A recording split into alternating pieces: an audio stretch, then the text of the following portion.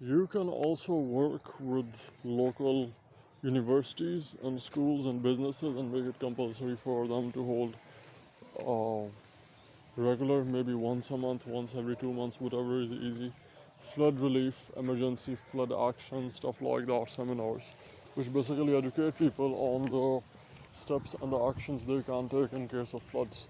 So even kids, young kids, that SOPs, guidelines, and evacuation plans, and all of those things that people can follow in case of floods and disasters. They are basically educated on that, the kind of things they should do, kinds of things they shouldn't do, what kind of things to carry, people to protect, when should they leave their home, where should they evacuate, all of those areas that need to be covered.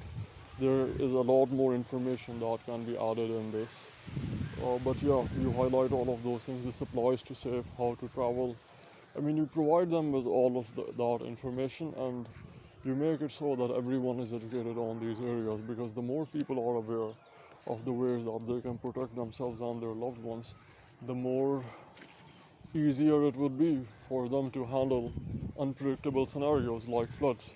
People have this thing called the normalcy bias, in which they think that things would be normal, or even if there are signs that something is off.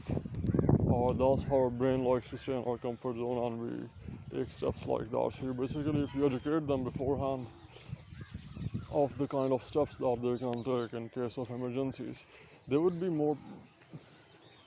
People are really smart, but you would see in many cases actually, fight or flight response kicks in, adrenaline and all of those hormones and stuff, and they tend to make mistakes. They might freeze, they might start to panic, anxious, and they would do stupid things.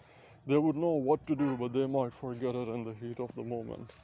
So if they're educated regularly on the kind of steps that they can take and the kind of actions, and if they also have thought about it beforehand, the kind of everyone is a different case. Some have elderly parents, some have kids, some have pet dogs, some are located in different areas. How can, based on their own personal environment, they can take the best possible course of action during flood emergencies?